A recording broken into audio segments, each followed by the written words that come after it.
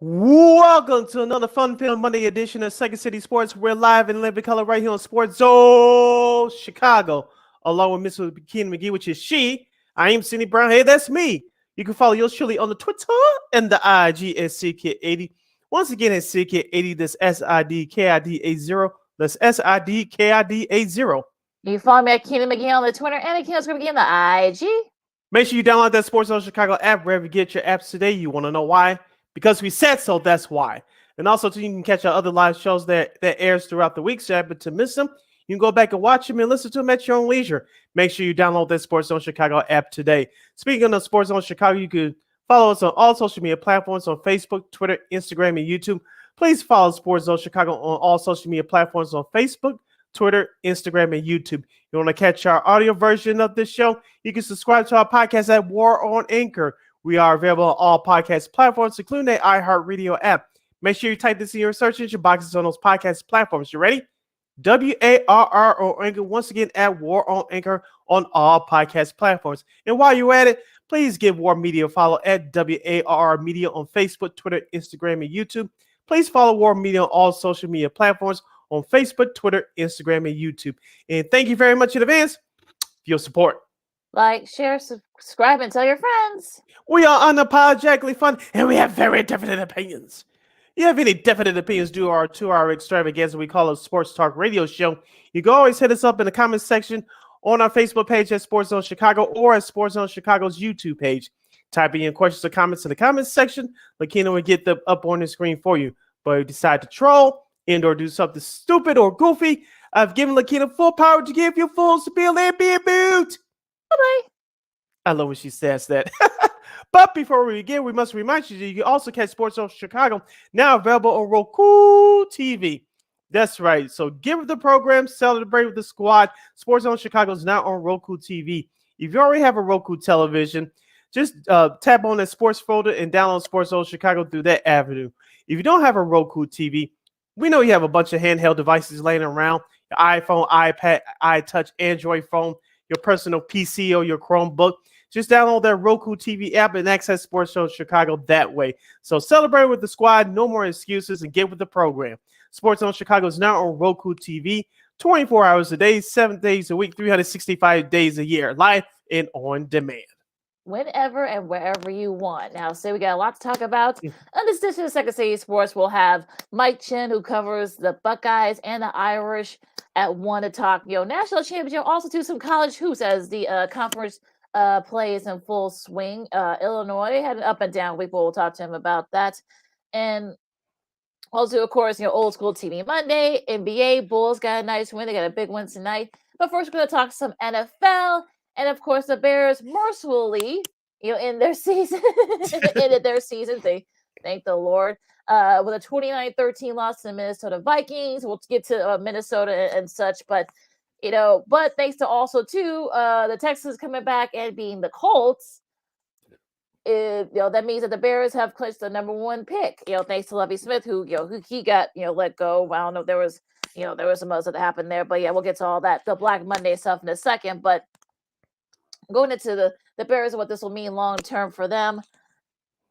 I'm seeing like some people already like in a tizzy. We'll get to like on the field stuff first. Of course, Justin Fields didn't play because of a hip flexor, and some other guys didn't play either. So it was sort of Tim Boyle, not to be confused with our good friend Pat Boyle, a friend of the show, and no relation, I don't think. But he got the start after Peterman got a couple of series, and there was interceptions, and such, but.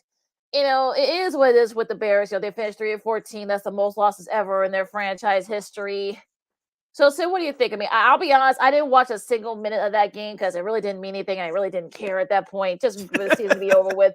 So, Sid, go ahead. What are your thoughts? I'll one up you. I only turned to the game twice. I watched a total of 2 minutes. So I beat you by a couple minutes. Yeah, you beat me. Yay!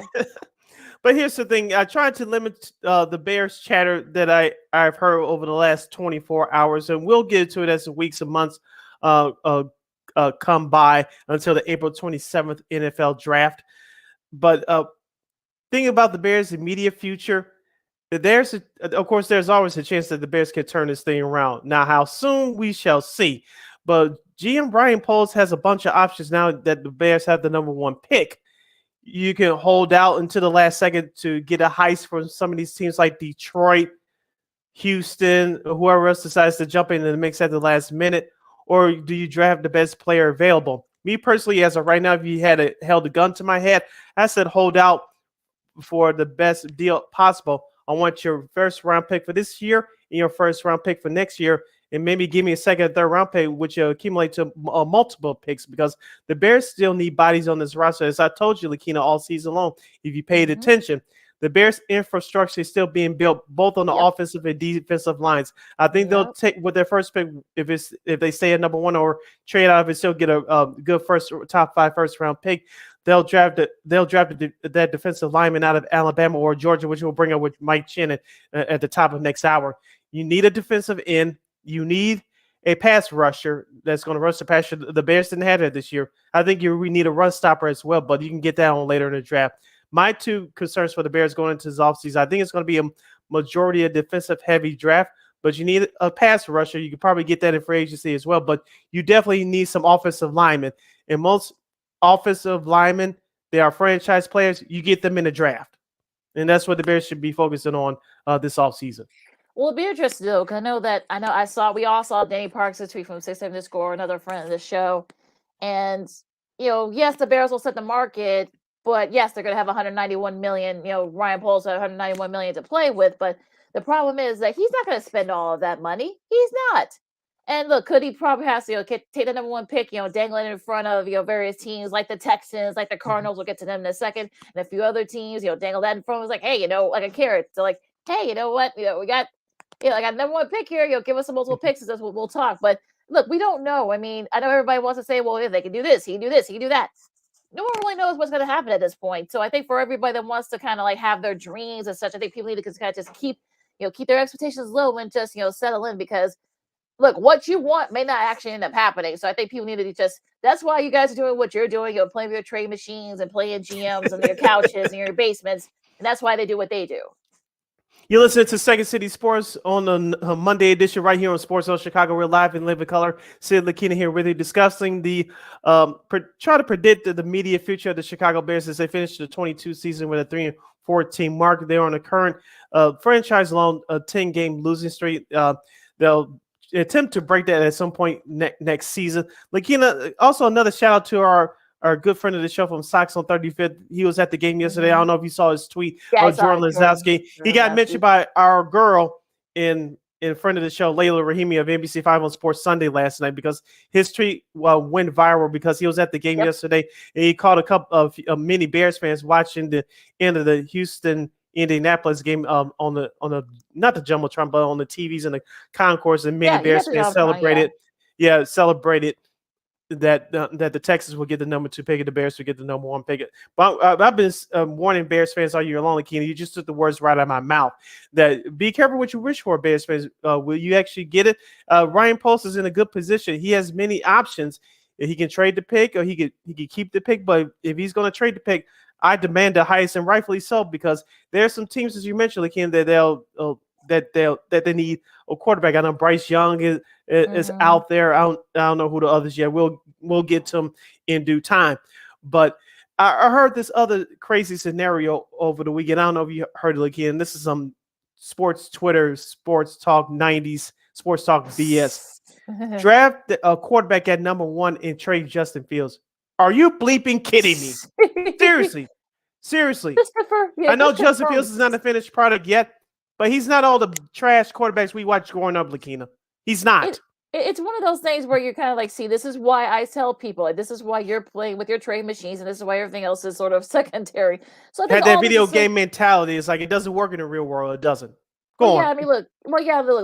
Jalen Carter, who's the defensive, interior defense, but you'll see tonight for a national championship game. I know his name's been floating around. Willie Anderson Jr., who's all SEC edge rusher, one of the top defenders. We'll talk to Mike about that. I know his name's been floated out there as well for the Bears. I mean, I think the whole thing with Bryce Young and such. I mean, do you want to go back and start over? Because you're going to be right back to where you started, especially if you don't make any improvements on the wide receiver side. So I think for people to kind of say that, oh, I saw that tweet too. People were saying, oh, they should trade, draft Bryce Young and trade Fields. I'm like, wait, what? That doesn't make any sense. But but I digress. But like I said, I think could he get this right on top of Ryan Pohl? Sure, but could he also screw it up? Yes, that could happen too. So I think people need to kind of just keep their expectations low and just see what happens because. I mean, we really don't know. I mean, look, could he nail this? Could they be right there for the taking next year? Could the Bears be a contender? Sure, but Bears could be like right back to where they started. They could be right back where they are next year. So we just don't know. And I think that's kind of like the number one question here. You have any questions or comments about what the Bears should do this coming off season? You can hit us up on the comment section at Sports Zone Chicago's Facebook page or Sports Zone Chicago on YouTube. Type in your answers or questions in the comment section. Lakeena will get them up on the screen for you. Lakeena, we said this too all year long. We're talking about the Bears having over $100 million in cap space. They shouldn't spend all that money, and they're not going to spend all that money. Here's why. Because about 2 or 3 years, I think personally 2 years from now, Justin Fields will be asking for a contract extension. Assuming that he improves and stays healthy, and the Bears can make the playoffs next year or the year after, barring health, he's going to be a main reason why. And he's going to ask for a contract extension. And each time the Fields improves and the Bears win games, his price tag goes up. So you have to think about the future. I know some people want them to be the Dallas Cowboys or the LA Rams and spend all this money right away, get a championship, and suffer through salary cap hell for the next 2, 3, 4 years. I'm not trying to do that. The way the NFL business works right now, with a rookie, you have a quarterback on a rookie contract, on a cheap contract, you win now to put those pieces in place so you don't have to pay as much to win and compete for championships. And then the ones that you deem as franchise players go forward, you pay them. The ones that are expendable, you get rid of them. That's how NFL business is being run today. You don't pay your star quarterback, the other positions suffer. Look what happened with Russell Wilson in Seattle. Remember the last 2 years he was begging for them to get out. I need this guy. I need the offensive lineman. Oh, that's right. They couldn't do it because they were paying you. Right, our buddy Lamont Scott. What's up, Lamont? Thanks for supporting us as always. He's at T. Williams and Jr. from, like I said, edge rusher from Alabama. And every round they keep rebuilding. But yeah, I mean, like he says, I mean, I think people need to kind of just sort of, we just don't know where the Bears' mindset is. We don't know what Poles' mindset is at this point. I mean, yeah, look, like you said, I mean, he's not going to spend all that $191 million. Yes, they'll set the market, but here's the problem: they're not going to spend it all. And look, the McCaskies might not want him to spend all that money. So I think for people to just to say, and plus they might be building a stadium. I know I saw, I guess Chicago put another pitch for the Bears to stay at Soldier Field with the dome and such. We'll probably get to that in a later time, but we'll get to that Friday. But I just think that for me, I think this whole thing. Could he get this right, and the Bears could be right there? You'll be a Super Bowl contender. Absolutely, but at the same time, though, you could probably end up screwing it up, and you're right back to where you started. So I think people need to just I know people have their dreams and their stars in the line and such. Devontae Adams, DeAndre Hopkins, and guys like that, but. Look, I think the business of the NFL, I think, is a little more complicated than people want to admit. So I think for people to say that, we can just we can eat that salary and such, but no, they can't do that. So it's really not that simple. And also, too, if you need a recent template, and we'll get to this team in depth on the other side of this break. The Detroit Lions last year under head coach Dan Campbell, which was his first year, they barely won 3 games. This year they won 9. And if there's a recent template in your own division, you can look at the Lions. But everything has to fall right for the Chicago Bears almost perfectly, because the Bears this year had 3 wins. Can they improve next year? I think they will. How many wins, we don't know. We got to see what moves they complete in free agency, but the draft is going to be most important, because that's where you build your foundation. Yes, you overpay in free agency. That's the name of the game, but your foundation is built through the draft. And the Bears can look at a couple of teams in their division for immediate turnarounds. Minnesota this year by winning the division. In Detroit, even though they came up 1 game short of making the playoffs, they went from 3 wins last year to 9 this year. Absolutely. That's a sort of we'll see what happens with that one. So yeah, it's going to be very interesting there. So we'll talk. Listen, we'll talk more about this with our girl Christine Manica on Friday, and we'll talk more about this too with others down the line. But we're going to take a really quick break. We're going to talk the rest of the NFL. The playoff, the Super Wild Card weekend is set. Black Monday is already underway as various coaches, including one team that's completely cleaning house, and so much more coming up. Lakeena McGee, Cindy Brown, Second Seed Sports, Sports on Chicago. More NFL talk right after this. This year, my mom got me the perfect bag for back to school. These colorful binders help me stay organized. These headphones are just what I need for studying. These new sneakers are just what I need for the new year. This jacket is a real must-have. My parents got me the skateboard I wanted. It's pretty cool. These scissors really come in handy in art class. These colored pencils, too. These new socks, they can be a real lifesaver.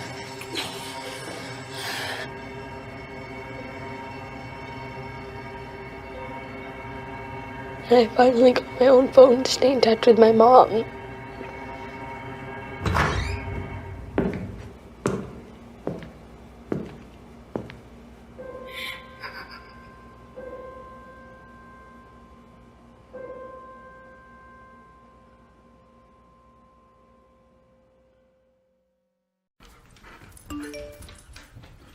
Trisha's having a sleepover tonight. Can I go? I wonder about Lucy's friends. What should I say? I know you're only 10, but one of these days a friend will offer you a drink. And alcohol at your age can lead to so many things. None of them good. So can I go to the sleepover? Lucy, I want you to promise me I something. finished my homework. Bigger promise.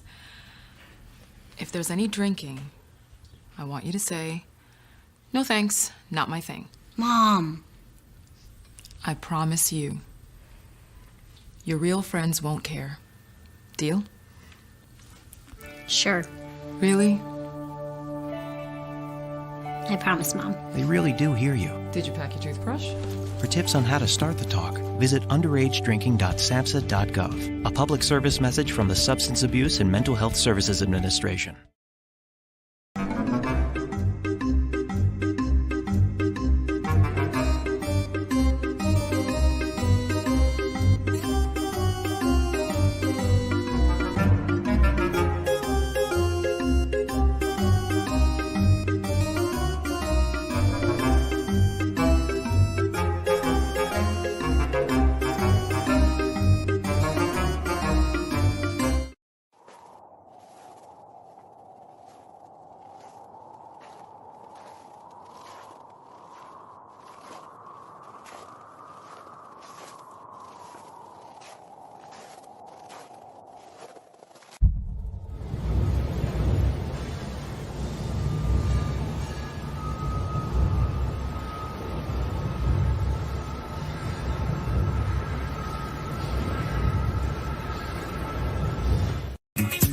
Hey, this is Dr. J, and I listen to Sean and Maya in the morning.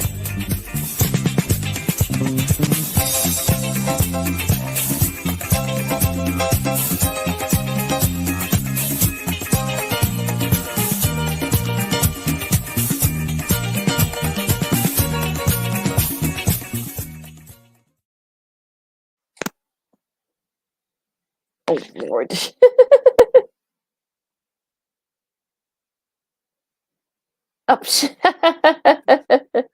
Welcome back to Second City Sports, the Monday edition. We're live and live in color right here on Sports Zone Chicago. I'm Sid. That's Lakeena. You can follow yours truly on the Twitter and the IG at SidKid80. Once again, it's SidKid80. That's SIDKID80. That's SIDKID80. You can follow me at Keita McGee on the Twitter, and Akina's going to be in the IG. And make sure you download that Sports Zone Chicago app. And now Sports Zone Chicago, you can also catch it now on Roku TV. Lakeena, let's get into the last weekend of the regular season, week 18, some of the key games that took place over the last couple of days as the regular season for 2022 is now over. This are the results from Saturday's games. The Chiefs, as expected, they blow out the Las Vegas Raiders on the road 31-13. The Chiefs finished the season at 14 wins, which means that they'll get the number one seed overall in the AFC. And then, of course, on Saturday night, the Jacksonville Jaguars, yes, yours truly picked them to make the playoffs this year. They take the AFC South by defeating the Tennessee Titans 20-16. Trevor Lawrence, 20-32, 212 yards and a touchdown. Derrick Henry for the Titans, 30 carries for 109 yards. But Christian Kirk was the man for the Jaguars, 6 catches for 99 yards and a touchdown.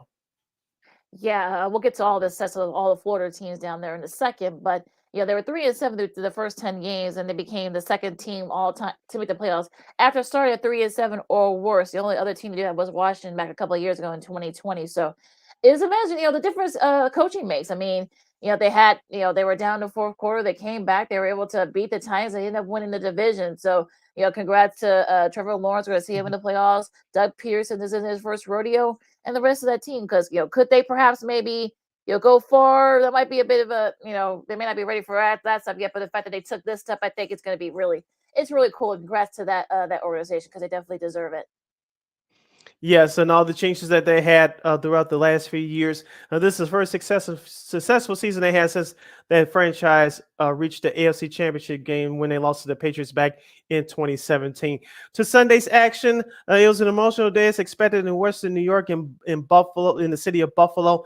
The Buffalo Bills get 2 kickoff returns from former Colts running back Nyheim Hines as the Bills keep the Patriots out of the playoffs by defeating them at home 35-23. Josh Allen, 19-31 for 254 yards, 3 touchdowns and a pick. Ramondre Stevenson for New England, 6 carries for 54 yards. Stephon Diggs was the man for Buffalo in the receiving department, 7 catches for 104 yards in the fourth quarter score. Yeah, they had 0 kickoff returns for TDs, and of course Nyheim Hines. You could feel the electricity and the emotion and such. That kickoff return. If you saw Josh Allen's reaction, like doing this, like, wait, what the heck just happened? Yeah. But they were, look, it was like that for all over the league and such, but definitely in Buffalo, and you felt the energy, you felt that electricity that kind of came through. He talked to I'm talking about DeMar Hamlin, talked to his guys before the game, and I think if we heard Allen's comments afterwards, they really needed that. And Hines took the both a punt return and a kickoff return. He's the first guy to do that since Leon Washington all the way back to 2008. Which is crazy. It's been that long since someone had 2 of those in one of each in one game.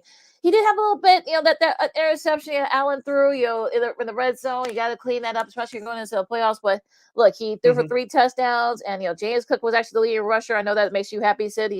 Allen did not lead the team in rushing, but Diggs, Darren Singletary fumble, that didn't make me happy, but they were able to overcome it. Yeah, they didn't. That wasn't a lot of damage from that one. They only gave up a field goal there, but yeah, Brown, Diggs, and of course, Dawson Knox, each had a touchdown catch. So I think they clinched a 2 seed, and plus with the fact that they couldn't finish that game against Cincinnati. If the Chiefs and the Bills, I should say, meet each other in the AFC Championship game, it will be a neutral site. So they're still looking for a neutral site. So that's something to look out for as well. But yeah, they clinched a 2 seed. Buffalo does, and look at that. And they've had a really rough week, and it really kind of energized the team. So we'll see if they keep that up. Yeah, real quick before we move on, head coach Bill Belichick of the Patriots, or we call him Bill Belichick on this show. I know he's pulling his hair out this morning because of the special teams touchdowns that he gave up. If you really know the history of head coach Bill Belichick, he started off in the special teams department with the Colts back in the day, and they moved his way up with the New York Giants and through other organizations. He really stressed his fundamentals on special teams, and that was not their finest hour yesterday. So we'll see what New England has going on moving forward into next season. And speaking of Cincinnati, Lakeena, the Bengals hold off the Baltimore Ravens without Lamar Jackson 27-16. The Bengals scored 24 to 27 points in the first half. Baltimore made a late charge, but the Bengals defense comes up big with a fumble recovery for a touchdown late. Also, Anthony Brown, who made his first start for the Ravens, had 2 picks, so that didn't help them. Of course, Mark Andrews didn't play either for the Ravens, so that you gotta think that hopefully Lamar Jackson can come back, or maybe Tyler Huntley, because they actually have a shot, because they face each other again this Sunday, so they gotta play each other again. So we'll see what happens, but yeah, they got to clean some things up there too. I'm talking about the Ravens. Look, the Bengals look really good. I mean, Joe Burrow, not his best showing, but only had 1 touchdown pass. But look, the defense, did just the defense, were the ones that kind of the stars there. So they really didn't have to do too much. I'll talk about the offense, but we'll see what happens with that. We'll get to that matchup on Friday. Now going into Houston and Indianapolis. I mean, that was a weird game. Our buddy, shout out to our buddy Spiro Diaz for the show who called this game. Someone had to do it. Yeah, well, look, he and Jay Feely actually ended up having a really good, pretty interesting game. We thought, and Sam Ehlinger had, 2 interceptions. Davis Mills had 2 interceptions. It was actually Davis Mills that kind of started that, that comeback for the Texans, and such. That ended up getting the Bears the number 1 pick. So of course Lovie ends up getting fired, unfortunately. So that I guess he kind of I'm sure he knew that his days were numbered there. So finally you might as well screw them, I guess, in the process. They finished at 3-13-1. You gotta think Jeff Saturday, look, seems like a really nice man, but he's not ready for the NFL coaching yet. So, he's up like 1-7, I think, in those 8 games he coached. So yeah, not good. Not good at all. Yeah, Jeff Saturday, go back to ESPN. They're ragging for a little bit about being a head coach, and they'll just pretend like this didn't happen. So Jeff Saturday will be fine going forward. Now, the last playoff spot in the AFC was clinched yesterday in South Beach, Florida, thanks to the Miami Dolphins' 11-6 win over the New York Jets. No offensive touchdowns were scored. Skylar Thompson stepped in this starter for the Dolphins. He was 20 of 31 for 152 yards.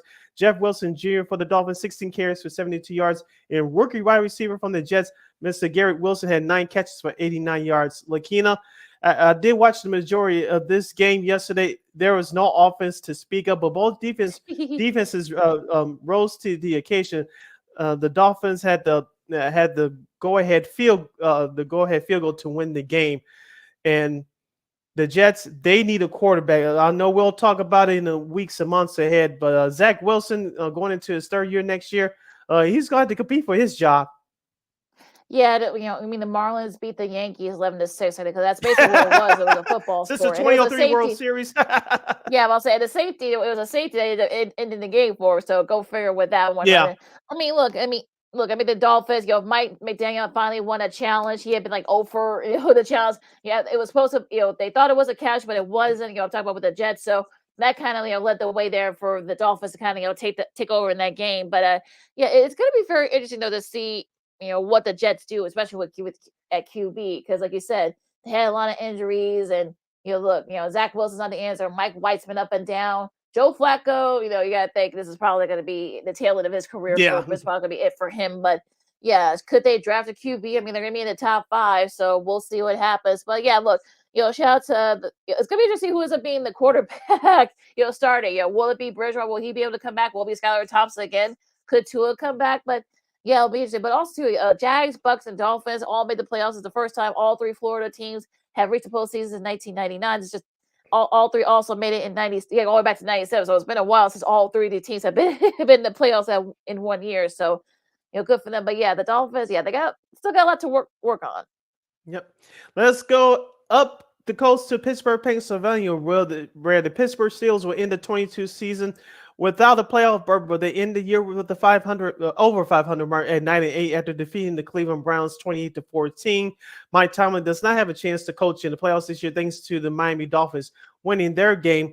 But Najee Harris was the man for the Steelers, 23 carries for 84 yards in a score. And as far as the receiving is concerned, George Pickens had 3 catches, 72 yards in a score. Also, too, no losing season yet for Mike Tomlin. So I think that's the most important thing, there because, he had not had a losing season. So he still doesn't, with the nice little run. But unfortunately, like you said, they're not going to go to the playoffs because, the Dolphins beat the Jets yesterday. But look, they finished strong. There's supposed to be a rebuilding year for the Steelers. They were right there in the cusp of making the playoffs. It looks like, Kenny Pickett, looked really good. I think, Najee Harris, they got something going on. And George Pickett, too, looked really good as well, in the last few games of the season. So the defense still really solid. Although I think Fitzpatrick's contract is up, so that might be something they got to, think about that as well. But look, I think the building blocks are there for the Steelers to compete in the AFC North next year. All right. I couldn't agree with you more. We'll see what they do with their picks in the draft coming up this offseason. You're listening to Second City Sports or the Sports Zone Chicago. I'm Sid. That's Lakeena. And you can hit us up in the comment section at Sports Zone Chicago's Facebook page or Sports Zone Chicago on YouTube. Type in your questions or comments in the comments section. Lakeena will get them up on the screen for you. To the late games of importance from yesterday, Lakeena, we'll start off in the Rocky Mountains in Denver, Colorado. The Broncos hold off the Los Angeles Chargers 38-21. I told you and Christine that the Broncos would win on Friday, and that's exactly what happened. Russell Wilson, 13-24, 283 yards and 3 touchdown passes. Latavius Murray for Denver, 15 carries, 103 yards in the score. And Jerry Jeudy for the Broncos, 5 catches for 154 yards. In that game, Christian, for our overall picks, I won't tell Christine that, but yeah, it was this game. Yeah, I know she's going to be pissed that the Chargers decided not to show up. You know, despite Actually, playing Justin they played Herbert their and the starters. starters played Yeah, 3 quarters, but Brandon yeah, but Staley Mike, decided to pull him in the fourth. yeah, but after Mike Williams, had back spasms, I think, I think Joey Bosa, well, no, was it Nick Bosa, I should say, got hurt. I think he got a concussion, so that he had to sit out for the rest of that game. So, Hmm.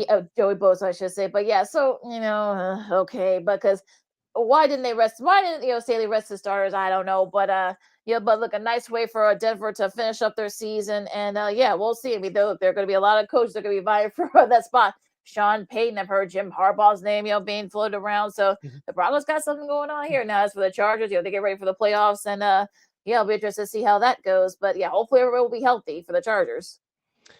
To Philadelphia we go next, where the New York Giants made a game of it late, scoring 13 unanswered points in the fourth quarter. But it was the Eagles holding off the New York Football Giants 22-16 to take the NFC East in the overall number 1 seed in the NFC Conference. Jalen Hurts 20 of 35, 229 yards in the interception. And for the gangrene AJ Brown for the Eagles, 4 catches for 95 yards.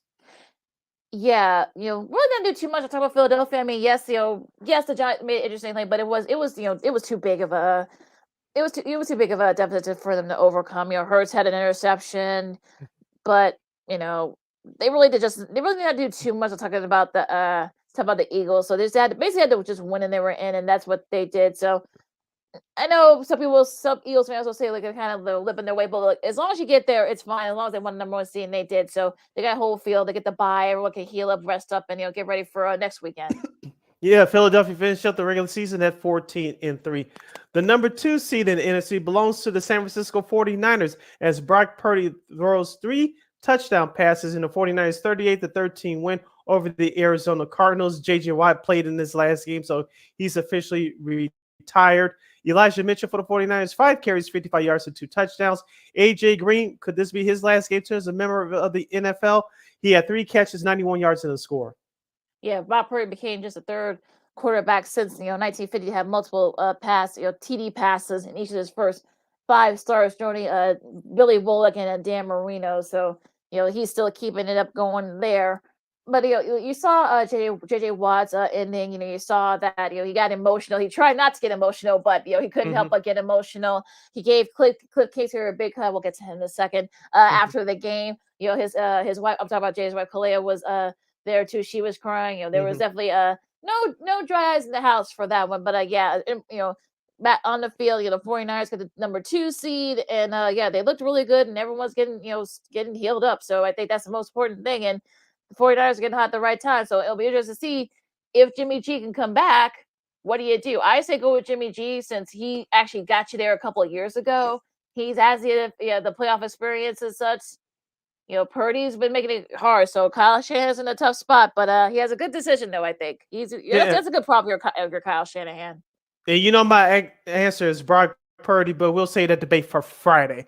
But class act to the San Francisco's 49ers fans for giving J.J. Watt a standing ovation at the end. Those very class act by the fans by the Bay. To the Pacific Northwest, we go next, where the Seattle Seahawks will face the 49ers next Saturday in a wild card playoff weekend.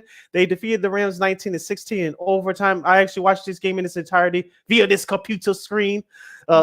Jason Myers would have been a game-winning field goal at regulation, but it hit the uprights. But Baker Mayfield, Christine Manica's guy, he threw an interception in overtime, which is you get the idea, but it was a bad throw, which led to the Seahawks winning the game by a field goal in overtime. Geno Smith for the Seahawks, the Pro Bowl quarterback, 19-31, 213 yards and a touchdown. Kenneth Walker, the third, which probably your offensive rookie of the year. He had 29 catches for 114 yards. And Van Jefferson for the Rams, 3 catches for 61 yards. Yeah, Kadre Diggs, had that interception for the Seahawks. Kind of came out of nowhere too. I mean, the former Lion too. yeah. So they kind of came out of nowhere and kind of snagged that ball away from there. So and also Tyler Lockett, joined Steve Largent as the only Seahawk in history with 4 straight 1,000-yard receiving seasons. Largent did it twice in 78 to 81 to 83 and 86. So he's also in the Hall of Fame. But yeah, it's gonna be interesting though, with the Seahawks. He got a little bit extra money too. I'm talking about Geno Smith, even though he didn't have his best game. he actually get a little bit of extra money. We'll tell you why in a second. But yeah, going into the night game, Detroit and Green Bay. I'm sure you saw Jamal Williams. Is a presser afterwards with a so it's Melissa Stark, yeah. Melissa Stark afterwards, and it was just like it was probably hilarious. I think he definitely has a chance to go to television if he chooses to when he stops playing. But he had 2 big rushing touchdowns. Jared Goff threw for 224 yards, and Aaron Rodgers and Lizzie Epper had an interception. Now this is interesting because also Kirby Joseph, who was an Illinois.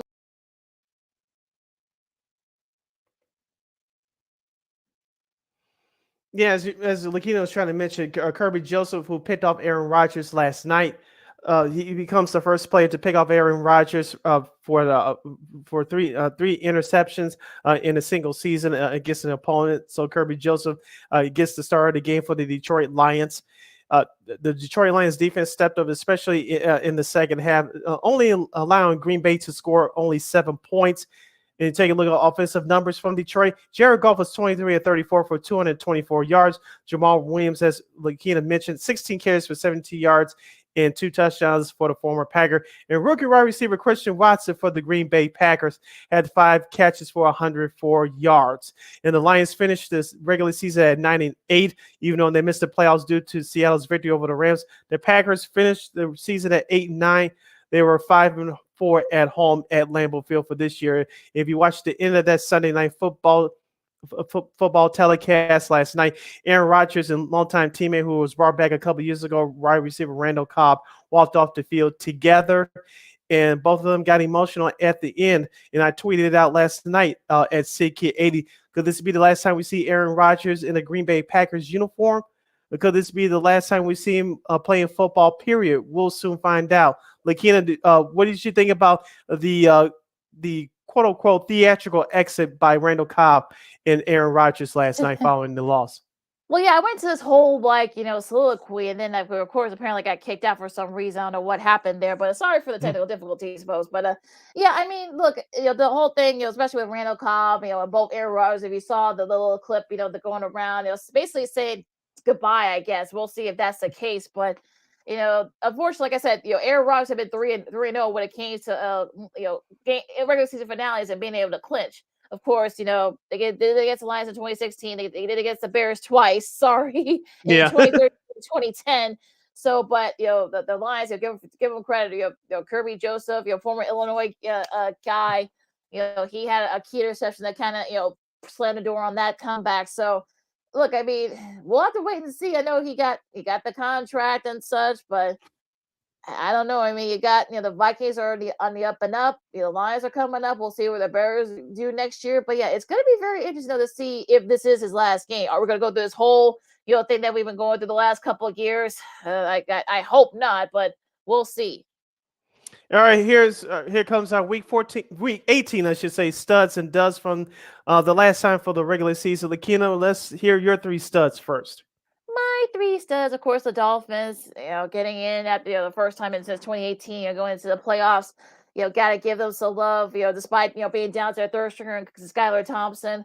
We'll see who's going to be starting there. The Jaguars, going back to the playoffs. You'll see coaching makes a big difference there, folks. We're going to see Trevor Lawrence and the gang, seeing them. And I'll say the Lions, too. I mean, the fact that, look, despite not being able to go to the playoffs themselves, I mean, they kept one of their biggest rivals from going. So, I think that's what you like to see. And they got something good thing to build up on. Yeah, my first stud is Corey Joseph. He picks off Aaron Rodgers again. He did it twice in their first meeting earlier this season at the Ford Field, and he did again at Lambeau last night. He gets my first star. Of course, my second stud would be Nyheim Hines from the Buffalo Bills. 2 kickoff returns for a touchdown. Special teams is important, folks, especially as we get into the playoffs. And he set the tone yesterday with an opening kickoff return for a touchdown. Great call by Jim Nantz on CBS yesterday. Of course, Tony Romo goes crazy. This was a storybook beginning, and you could, like you said earlier, you could feel that celebration. You could feel that energy from the crowd. Those fans were waiting for something big to happen, and they got it right away. And my third stud will be Kenneth Walker III, the running back from Seattle Seahawks. 29 carries for 114 yards as the Seahawks clinched the 7th and final playoff spot in the NFC with a 19-16 victory over the Rams. And Geno Smith gets extra $3.5 million, so he gets a little bit of extra money there. A little bit You of a made the bonus. Pro Bowl So and the playoffs in the same season. You deserve more than that, but he earned it and deserved it. Yeah, absolutely. My 3 duds, Arizona Cardinals.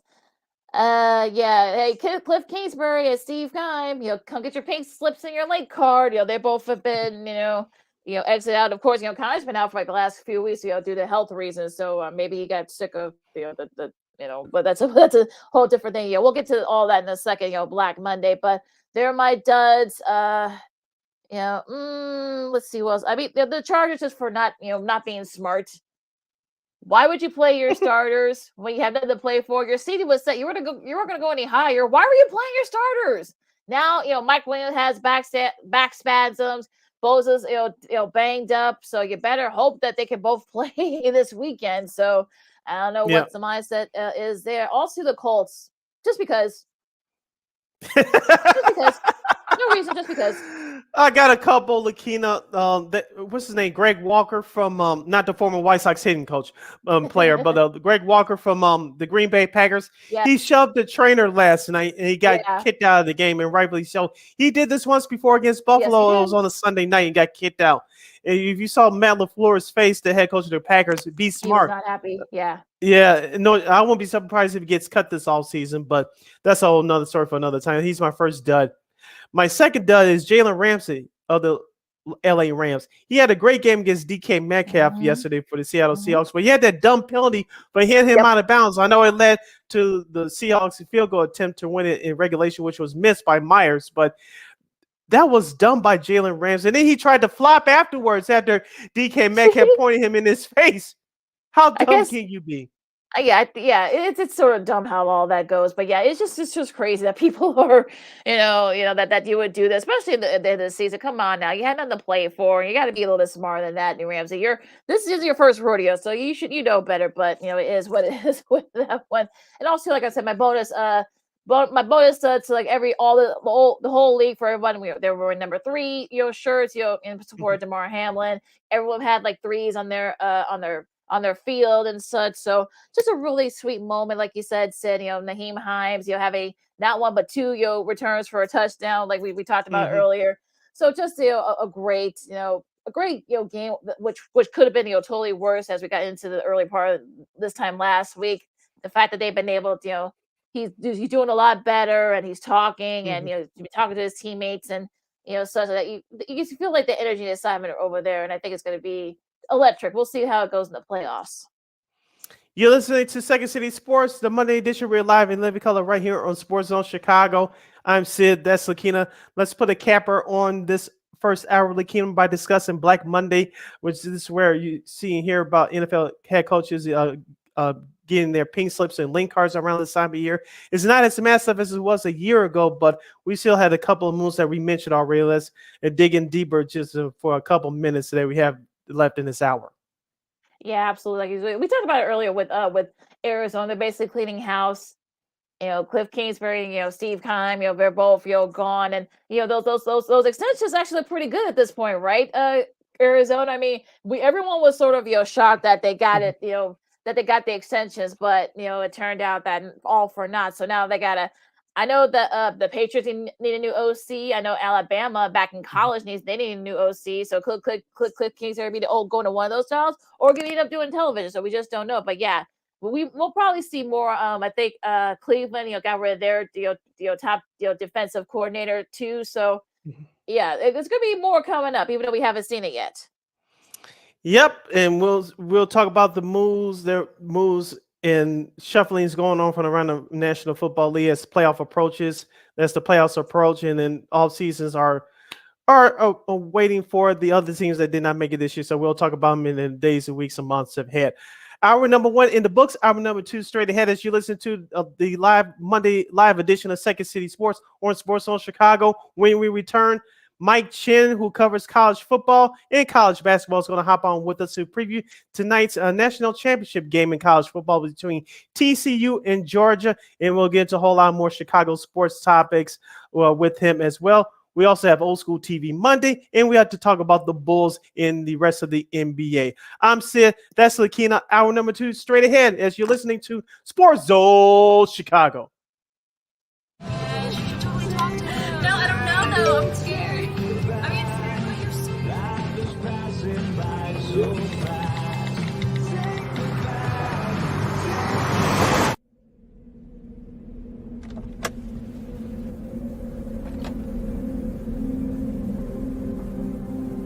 Do you know that you're in my lane?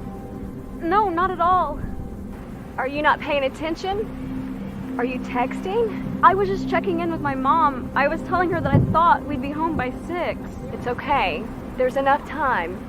Just pay attention. I'm not even halfway through my text. There's no way. I'm not even going to look up. My babies are in the car. You have to pay attention. It's just supposed to be a quick text. I'm so sorry.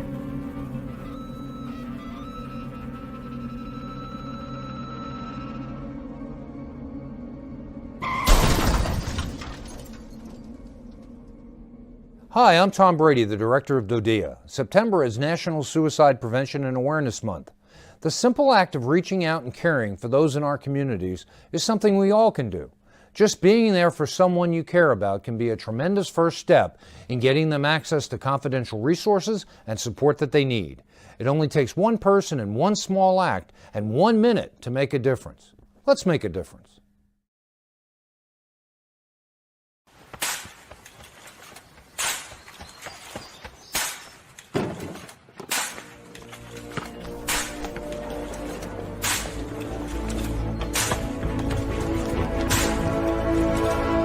Move it!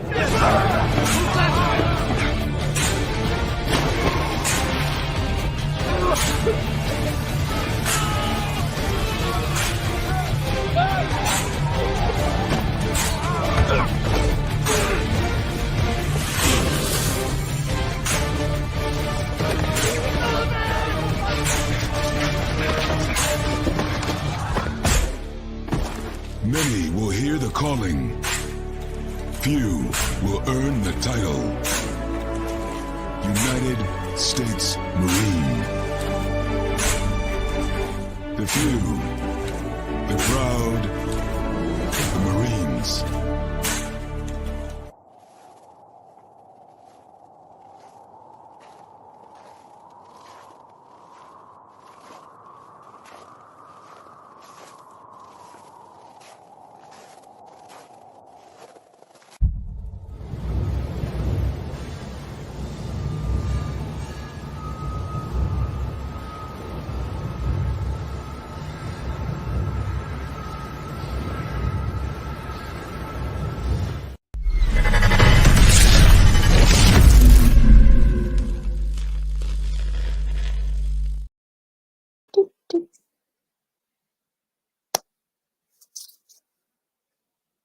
All right, welcome back to Second City Sports on Sports Zone Chicago. You follow me at Keenan McGee on the Twitter and at Keenan McGee on the IG. You can follow yours truly, Sydney Brown, on the Twitter and the IG at SidKid80. Once again, at SidKid80, that's SIDKID80. That's SIDKID80. We have less than an hour left of this extravaganza.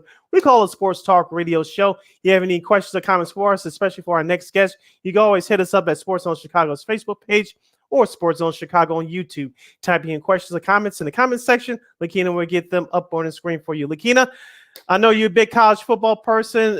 Yours truly tries to get into it, but tonight's championship game is really big, and I can't wait for this one to start between the Georgia Bulldogs and the TCU Horned Frogs. Of course, TCU pulled off a big upset over Michigan last week, while Georgia held off Ohio State in a great game in the Peach Bowl. But bring us on our next guest, who I got a chance to know very well a few years ago. He's going to help us preview tonight's matchup, and we'll get into other sports topics as well. All right, he is the one, the only. I should say the, because it's on his Twitter. on his Twitter, it's the Mike Chen. Making his debut here on Second City Sports. Mike, how are you? I'm good. Thank you for having me, everybody.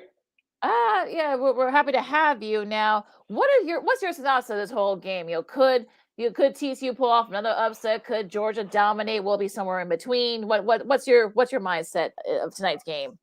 Well, heading into it, kind of the way I looked at it is Georgia and Michigan are very similar teams. They run very similar offenses. They have very similar styles of football. They rely a lot on their defense, although that didn't show up for Georgia or either team actually in the semifinals. But they're very tight end orientated. You have their quarterback not make a lot of mistakes, etc. But the difference between Michigan and Georgia is that Georgia recruits better. Georgia's got a bunch of 5-stars all over the place. They have 25 5-stars according to 247 Sports on their roster. And look, if TCU barely held off Michigan, they're playing like a bigger Michigan, a better Michigan, a more talented Michigan in Georgia. And I just can't see TCU really being able to do it twice. I think that Georgia across the board has better talent than Michigan. And if you're looking at a team that does the same things and one that's more talented over the other one that's not as talented, you're going to go with the one that's more talented. So I like Georgia tonight. I think TCU will put up a game. That's just how they are. But at the end of the day, I think the Bulldogs just wear out the Horned Frogs and back-to-back champions. Let's focus in on that Georgia defense for a second, Mike. Of course, you mentioned they got big guys up front. Is one of the best lines, if not the best defensive line in the country. But I told Lakeena this about 2 weeks ago that Georgia secondary wasn't tested as much this year. Of course, Ohio State did a great job of that throughout the game. But on the flip side, Max Duggan passed for only 225 yards in TCU's win over Michigan last week. Do you think that TCU can take a page out of Ohio State's playbook and attack their secondary tonight, or do they stick with their own game plan that got them the win against Michigan last week? I think they, personally, they have to stick with their own game plan. Now, I do think that they're going to take some concepts that they saw that Ohio State did that succeeded for them, and if it works for their personnel, go ahead, use it. But look, they have a great wide receiver in Johnston who's probably going to be a top 15 pick there. So they just don't have the depth that Ohio State does at wide receiver. I mean, look at the Buckeyes had 2,000-yard receivers, in Emeka Buka and Marvin Harrison Jr. Look, TCU doesn't have that. Max Duggan, he's a great quarterback, but, is he quite on the level of C.J. Stroud? No, you're looking at a top 5 NFL draft pick, and you're also looking at a guy that probably will go in the 6th, 7th round when he gets selected. So I think that if TCU wants to compete and have the best chance to win this game, they have to play to their style. They don't change anything, because that's what good football teams do. You make the other team adjust to your style. And yeah, again, conceptual wise, it would be smart to take some of what other teams did and make it work for them, as long as personnel wise, again, it works. But for them to completely change their offense at this point in time when they've been practicing something else for the past 6 months, it just doesn't make a lot of sense. But I do think that there are some holes in that Georgia secondary that they can exploit. Kelly Ringo, great player. I think that he's going to be, also you're looking at, and again, when you talk about Georgia, you're talking about top to bottom. A lot of guys are going to get drafted very high in the NFL, and he's another guy that's just kind of like the next guy in their secondary. So, look, I think that they have plenty of talent to stop what TCU is going to try and do. But, I think that TCU is smart enough to throw some wrinkles in there. So it should be interesting to see how Kirby Smart combats that. It'll be interesting to see, especially with the running backs too. Both the main running backs for both teams are great. Kenny McIntosh, we know a lot about him. He's probably one of the best running backs, in all of college football, if not, just in the SEC. Now, Kendrick Miller, however, he can move the chains as well too. So, who do you think has the edge there? As a workhorse, Miller obviously is the better one. McIntosh is more of the all-around guy. McIntosh doesn't obviously have the yardage total that Miller has, but what McIntosh doesn't do on the ground, he does through the air. He is a guy that Georgia's going to get the ball either way. He's like the second leading receiver on the team behind Brock Bowers. And, I think it's a wash here. I think both are very talented players, but both do things a little bit differently inside the offense. Miller's not as big of a pass catching threat as McIntosh, and I think McIntosh has that little bit of both. Both of them are explosive. I would not be surprised to see both of them rip off huge runs in this game, because I think that at this point in time, defenses are a little bit tired of that turnaround as well. And it was both semifinal games were just blows and haymakers back and forth from each team. And, it was arguably the most exciting pair of semifinal games we've ever seen in a college football playoff era. And I just think that, when you look at the end of the day, the running backs, I really think it's a wash. I think both of them are very, very good on each side. Going back to that TCU defense, Mike, of course, they set it off with a pick six last week against Michigan, and Michigan was the team that was playing catch up all night, and they caught up to them at the end. But Dylan Horton had all four of TCU sacks. But I'm assuming that he's going to get double teamed at some point during the game tonight. Who else on that defensive front or in the linebacker core that needs to step up tonight on TCU? To be honest with you, I really think Horton plays another game like that. He was absolutely phenomenal, as we all saw. He did everything. He played the game of his life. But I think conceptually, once again, TCU doesn't rely on just one guy. They're going to do it as a team. When you look at the way that they've uniquely set up their defense, you don't see a lot of that right now. 3 down linemen, you just don't see a lot of. And, they're going to blitz the gaps. They're going to force you to play outside of what you like to do. And that's what Michigan did. Look, Michigan wanted to run the ball. Their offense revolves around ground and pound. And when they realized in the second half that they weren't going to be able to do that they needed to throw the ball, they threw it for, J.J. McCarthy obviously threw for a bunch of yards. But TCU's defense had those 2 key pick sixes, and that was really kind of the end of it. So I'm not going to, single out any one of the guys on TCU's defense because I just think that as a group, they're very solid. And I think that, if they can confuse Stetson Bennett, which at this point in time, you have to give it up, the hats off to Stetson Bennett.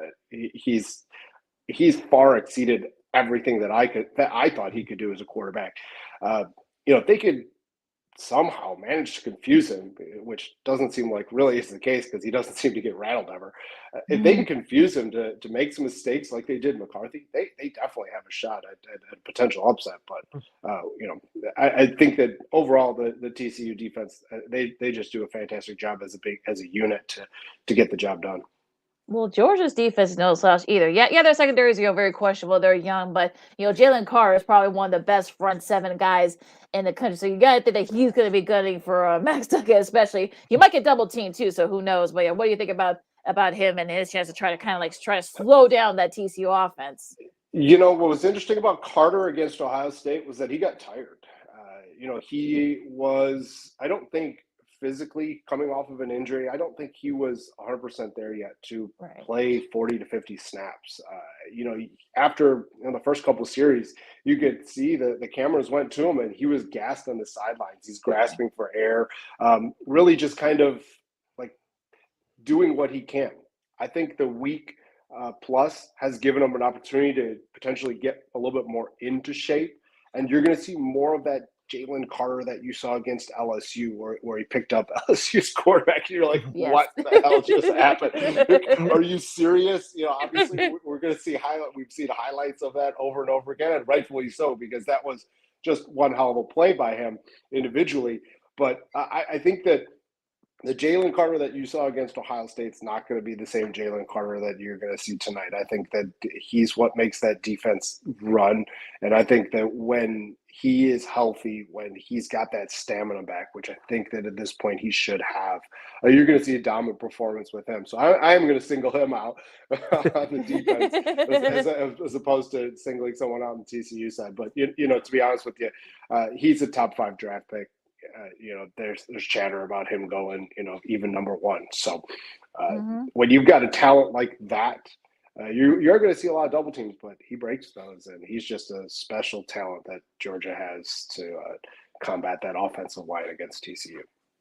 On the line with us is Michael Chen. He covers Ohio State, and Notre Dame Athletics as part of the USA Today Sports Group Media Group. He's hanging out with us right here on the Monday edition of Second City Sports, live in living color on Sports Zone Chicago. Sid, Lakeena hanging out with you.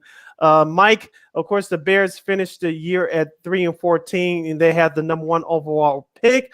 If you were in GM Ryan Poles' shoes, would you keep that number 1 pick, or would you wait out to the last moment to field out possible trade scenarios? I love this question. And, there's a lot of consternation right now around the fact that Justin Fields isn't the guy. And I actually, one of my good friends, Adam Studzinski, who I'm sure you guys know, we kind of went back and forth on it on Twitter on Saturday, and I kind of aired my feelings on that. So what were the goals for Justin Fields this year? The goals were for him to improve, show marked improvement, passing and running. Did he do that? He sure as hell did. When you look at the fact that the other goal was for the Bears to lose and to get a potential high pick, they did that. So I think you found the quarterback. And also when you look at across the league, I mean, you have guys like Josh Allen who are giving props to Justin Fields and saying, like, this is the guy. He is, one of the next big time quarterbacks that's coming up. I don't see a reason for Ryan Poles to say, all right, we're going to hit that reset button and start all over and draft another quarterback. I think that if that is the case, they're actually going to do that. It's not for 2 more years when Fields' rookie contract's up, right? That makes more sense, But right now, I think that there's way too many holes along that. You've got holes on the offensive line, at wide receiver, at defensive line. There's going to be plenty of teams that are going to want to draft Bryce Young, because in my eyes, Bryce Young is like the guy. Yes, obviously we talked about Carter as well, potentially being the number 1 pick, but the way that NFL drafts go, quarterbacks go early and often. You're going to see 2 or 3 quarterbacks get drafted very, very early. And you're also looking at CJ Stroud and Will Levis.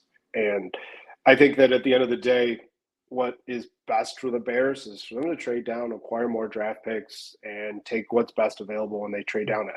In a perfect world, they trade down once to, 4 or 5, and then the draft happens. And while it's happening, they say, all right, we're going to trade down again because some of the guys that they didn't believe were going to fall are falling.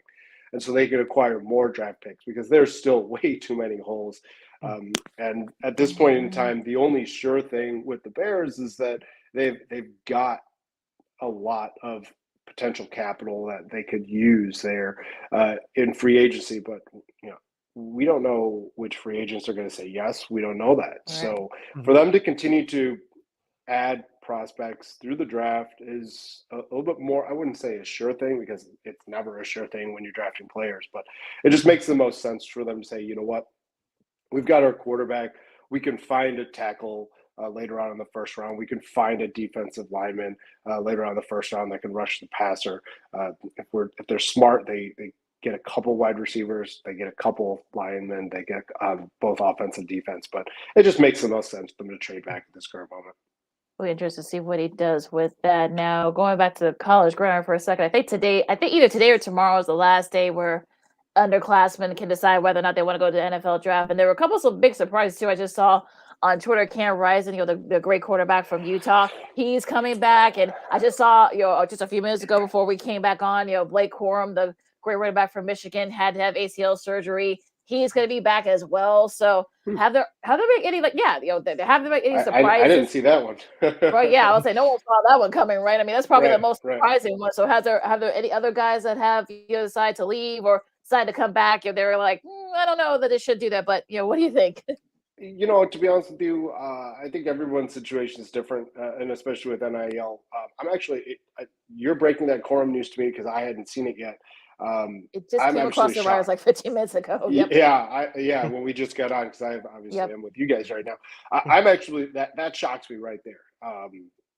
As the life of a running back in the NFL is so short, and especially coming off of an injury, where I get it, he's probably looking at this like, look, I need to show NFL teams that I'm healthy again, but it's already there.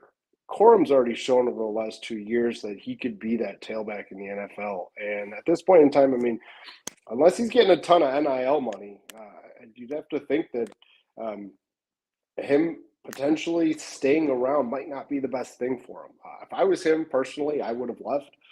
But again, I don't know his family situation. I don't know what else is going on behind the scenes with his NIL deals, because now it does actually, with NIL, it gives players the incentive to stay a little bit longer.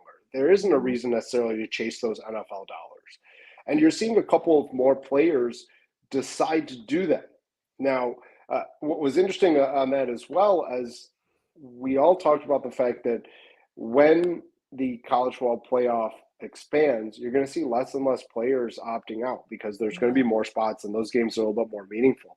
Well, look at what happened at Alabama. They had 3 of their stars play in their bowl game, which is like, wait, you don't see that unless they're playing in a college football playoff game. And so I think that with NIL, that changes a little bit because those players are getting paid to score touchdowns, to make appearances, et cetera, et cetera. So why would they be skipping out on a payday like that?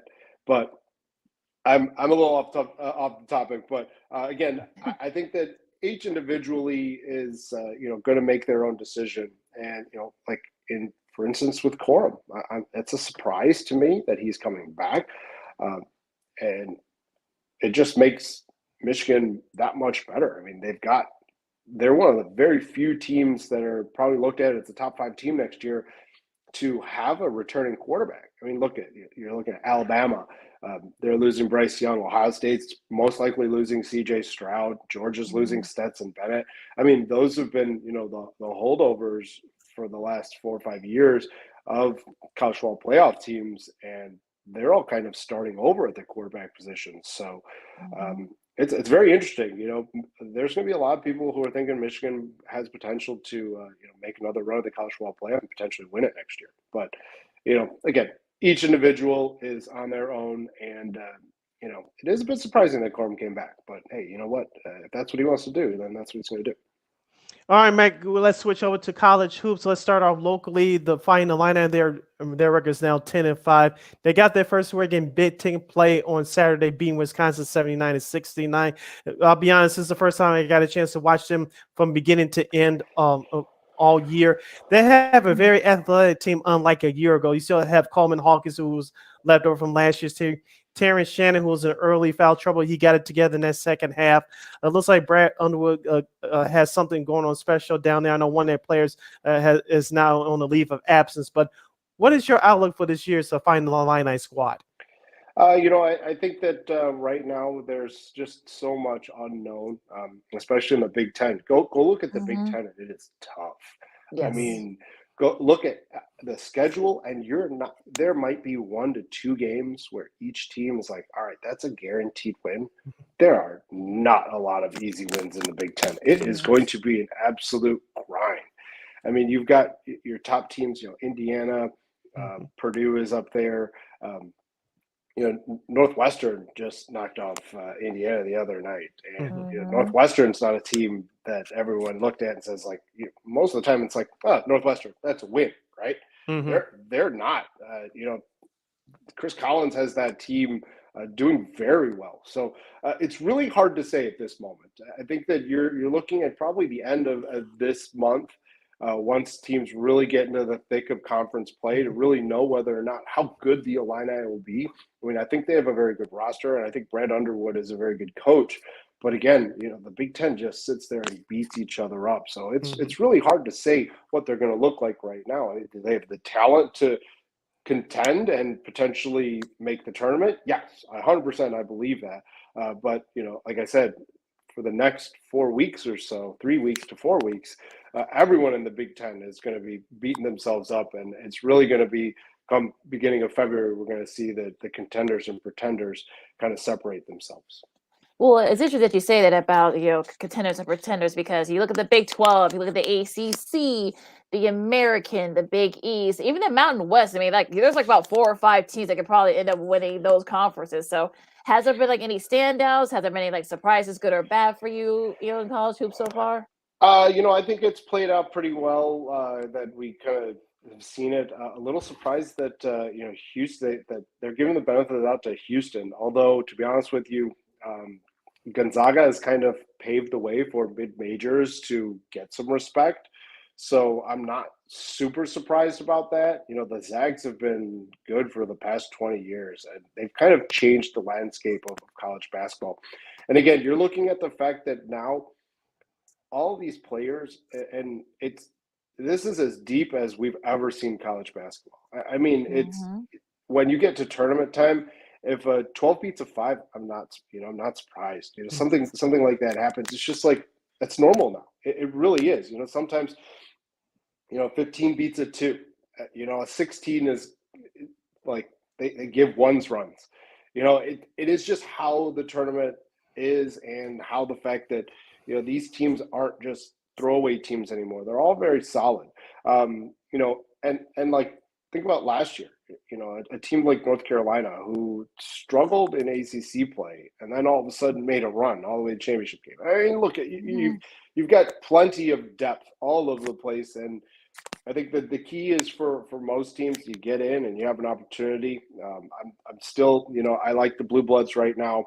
I like Kansas. Bill Self has built a program where he's perennially challenging for a championship. Now, they don't win it very often, unfortunately, for them down there in Lawrence, but they're going to do it. The SEC is very good. You've got 2 teams in the top 5 in Alabama and Tennessee. There's a ton of talent all over the place. And, it's anyone's tournament. In my eyes, I don't think there's one team where you look at them and you're like, that's the favorite right now. I think there's multiple teams that could come out and win the NCAA tournament at this point in time. I could say my favorites for, a 1 seed are probably Houston, because I think they just run through the AAC. You've got, Kansas, Purdue out of the Big Ten, and then, it's either that Alabama or Tennessee right there for the 4th one. And I think it kind of plays out that way. Like the top 5, I think they're I wouldn't say they're head and shoulders above everybody else, but they're pretty close. And I think that you're looking at a wide open tournament once again. A team in the 5, 6, 7, 8 seed range could make a run and make it to the Final Four again. So I think that again, when you look at college basketball, it's just so deep. It's not like college football. College football, we've got 5 or 6 teams that are really contending for a national championship. I could really seriously say there's probably about 25 to 30 teams in college basketball right now that have a legit chance at getting hot and making a run and winning a title. We're hanging out with the last moment or two with Mike Chen, who covers Ohio State and Notre Dame athletics for the USA Today Sports Media Group. You're listening to Second City Sports on Chicago, live and in living color on a Monday. Sid Lakeena here with you. Mike, as I brought up on the top of the show, it was nice getting to know you. I was working with the D and Davis show. We were recording our podcast as you were working at 670 The Score, and it was really a pleasure and honor to chop it up with you. You gave us great advice, and we try to help you out as well. Well, tell our listeners and viewers out there, what made you want to do this full time? What gave you that spark? What gave you that passion watching sports and to cover sports full time? I've always had an interest in sports. I played sports growing up, and I always wanted to be involved in sports. My major is leisure management with a minor in coaching. So sports was always kind of what I wanted to do. It didn't happen right away, or like coming out of college, I wasn't able to get any jobs, directly working with sports. So, ultimately went back to Illinois Media School. So shout out to them. And, I decided, hey, if I'm going back to school, I'm going to go back to school for this specifically. I actually thought I'd end up doing, play-by-play or color or doing something like that. But to be honest with you, I've always had a passion for writing. I've always very much enjoyed it. And I got an opportunity to cover the Big Ten about 3 years ago in 2019, 3.5 years ago in 2019 with 670 The Score. And, that kind of started my writing journey right there. Wrote a weekly column as the season went on. And, shortly after that, USA Today approached me and said, hey, we like what you're doing over there. You interested in working for us and covering a team full time? And it's like, yeah, sure. And so that's what kind of got me there. It wasn't, it took unfortunately, it took me a little bit longer than I would like to get there, but I'm happy I got here, and absolutely love being in the sports world. Well, we love reading your stuff. So, thank you so much, Mike, for joining us today. We're definitely going to be doing this again, especially as we get closer and closer to tournament time. Yes. Because you're our guy, for like our college hoops guy, if you will. So, Sure. where people can find you and read all your great stuff. Twitter's right there on my name at Mike Chen. USA Today, the Wire Network. You can go to Fighting Irish Wire or Buckeye Wire. That's where all my stuff is. I probably should get a link tree, but don't have one yet. Just to throw it on there to make it a little bit easier. That's where you can find me. I'm pretty active on Twitter. Just send me a message. My DMs are open. I always love chatting with people. So, send me your hate and send me your love. We're always going to see you some. Of course. Yeah, we're all going to send you some love. Send you some love, yeah. Always, yeah. Appreciate it. Notre Dame football, maybe not so much. I'm letting you know right now. I'm sure Sid's others have already won. But look, basketball, I've always have a soft spot for the basketball team for Notre Dame. So, I'll say some nice things. Sounds good.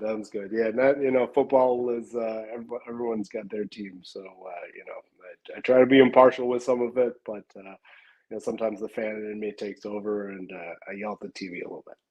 Yeah. We all do. Yeah, we understand, Mike. I just want to say quickly before we let you go, it was nice seeing you once again at the Sox game last year. Hopefully we get a chance to meet up again. And like I said, we had a great time, working with the Dean Davis show back in the day. We recorded at 670 Scores Studios. You were doing big things back then. You're doing big things now. Much continued success. And like Lakeena said, we'll definitely have you back on here again, probably closer to tournament time. Sounds good. Appreciate it. All right. All right. Take care. Have a good one. All right. Have a good one. All right. You too. All right. Once again, that is Mike Chen. Of course, you read his stuff. The Mike Chen, as we should call him. We should probably call him that now. We gotta ask him how he got that. But yeah.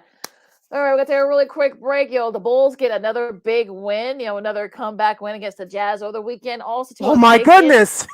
Oh well, yeah. but also a big injury hits one of the top teams in the East. We'll tell you more about that. Also, Old School TV Monday. I can't wait to see what Sid has in store for us with that one, and so much more coming up next. Second City Sports, Sportsville Chicago, NBA talk right after this. This year, my mom got me the perfect bag for back to school. These colorful binders help me stay organized. These headphones are just what I need for studying. These new sneakers are just what I needed for the new year. This jacket is a real must-have. My parents got me the skateboard I wanted. It's pretty cool. These scissors really come in handy in art class. These colored pencils, too. These new socks? They can be a real lifesaver.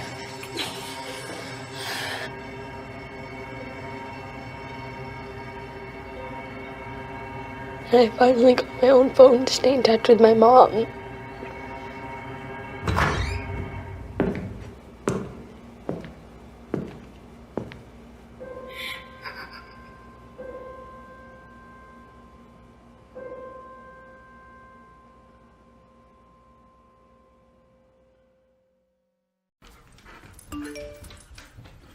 Trisha's having a sleepover tonight. Can I go? I wonder about Lucy's friends. What should I say? I know you're only 10, but one of these days a friend will offer you a drink.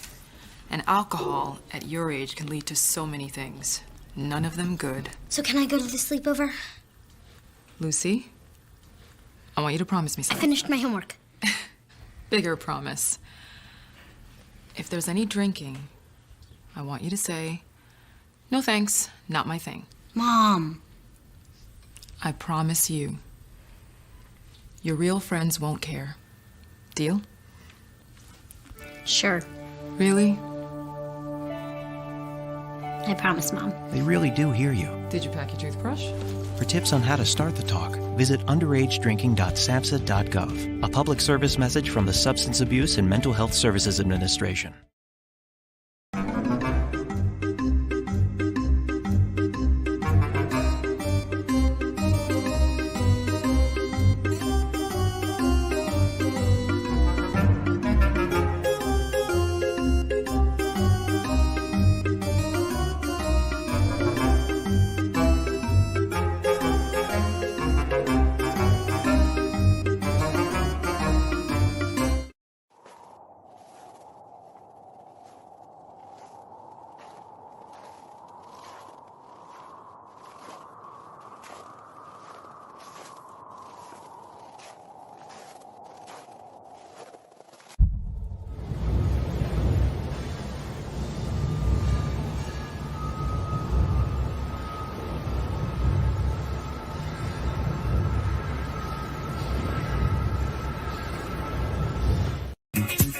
Hey, this is Dr. J, and I listen to Sean and Maya in the morning.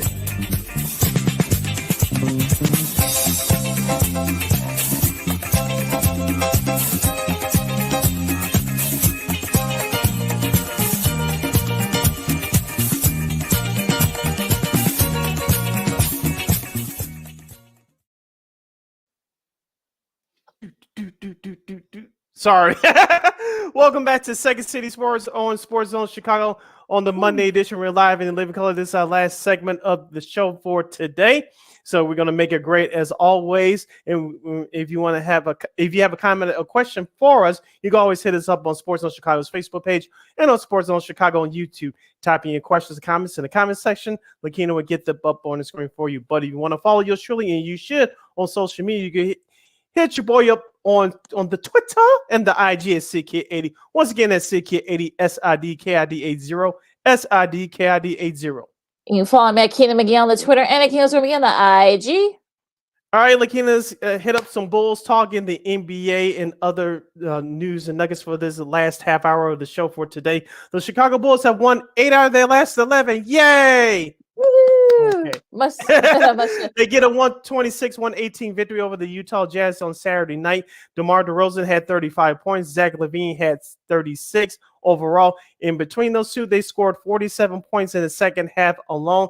They struggled with defense early. The Utah Jazz were running in that lane like these running out of a liquor store. And they had some hot shooting as well.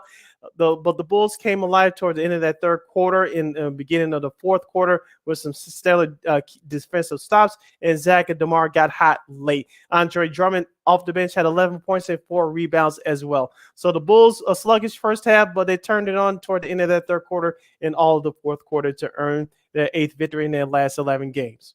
Yeah, back to back, you gotta think they're going to be a little bit sluggish. You know, teams, especially you have to travel, halfway across country, then you have to play the very next night. So yeah, of course they're going to look sluggish right out of the gate. But look, I mean, the third quarter they were outscored by 9, but by the fourth quarter they were able to kind of get it going. And like we said, Zach LaVine, I think he's starting to find his groove again. He had a game high 36 points, but it's going to be interesting though, because DeRozan, had 35. I think this is like the first time this year that both DeMar and Zach both had 35 plus points, in one game, each in one game. So I think that's kind of a testament to them. Also, Vooch looked really good too, 16 rebounds and 15 points.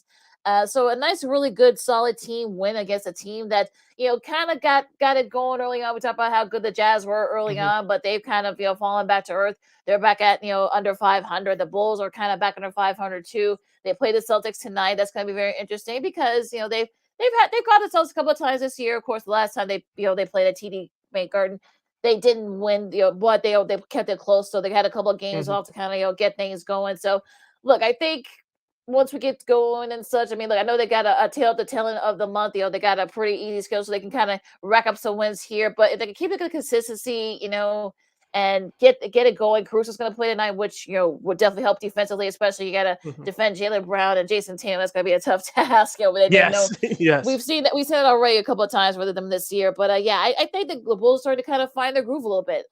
I'm not saying they're going to go into like this 10-12 game winning streak. But which would help. It would, yeah, it would help a little bit, but I think we're all kind of starting to find their groove. It looks like, especially I know the Philly game. I know it's a wash. Yeah, Embiid didn't play, but Zach had a season high 41, but still, a pretty dominating performance. Especially in the second half too. So I think that kind of game kind of get confidence going. So hopefully they can keep it up. Yeah, you brought up my next point, Lakeena, about Zach LaVine. He scored 41 on last Friday night in Philadelphia, and we talked about him expanding his role on the team, especially with the amount of money he's being paid now as the franchise guy with that $215 million contract. And you start to finally see some confidence in him. It looks like those knees are finally healthy. So we'll see what happens more going forward. We saw in the 2 wins this weekend. We'll definitely need another game from him like that tonight. It would be nice for him to score 41 points again, but it's going to have to be a team effort all around to beat the Boston Celtics. You beat them 2 out of 3 times this year already. I think this is the last matchup between these two this season. Yes. And so we'll see what effort that the Bulls will bring tonight. Can they keep that momentum going? As you mentioned, Alex Caruso is returning. Just one more note about last Saturday night's game. Lauri Markkanen, the former Bull, scored 28 points. Did you catch the quote that he gave to the old friend of the show, Casey Johnson from NBC Sports Chicago? If so, what did you think about those comments? Well, I mean, look, I think it's going to be interesting though. But it's I don't know what to think with that quote. I mean, I think he wasn't. What do you think? I want to know what you think first, because he said, I'm just paraphrasing here. He said he wasn't happy here. And of course, the head coach at that time was Jim Boylan, and basically they wanted him to park himself out in the 3-point range and shoot threes. That wasn't his game. Now, as we talked about this season, Lakeena, Lauri Markkanen is an all-star. He should be in the all-star game next month because it's in Utah and Salt Lake City next month. He definitely earned his spot on the all-star team this year. You could tell with how Utah runs their offense is much more free-flowing. He can shoot. We knew that coming into the league, he could shoot it from the outside, but you notice he's driving to the basket more. You saw that dunk on Vucevic on Saturday. That was a big proof of that. But he said Utah's offense is much free-flowing. You notice when he was here in Chicago, not to blame everything on him, but you notice when he was here in Chicago, Jim Boylan was doing that old school 80s, 90s walk the ball up type offense, and it doesn't work in today's game. So Lauri Markkanen really has found a home and has found a system that he can fit in, unlike here in Chicago. Well, yeah, I mean, look, this was different. It was a different regime, so I think so I don't think I get he wanted to kind of air out his grievances of his frustrations and whatnot. Look, he's thriving, in Utah. He did well in Cleveland for a couple of years. He was there. But I think he should just enjoy it. He'll probably end up going back to the All-Star game. He was going to be in Utah. So yeah, I you know what? I think, look, let him air it out. I think no one should.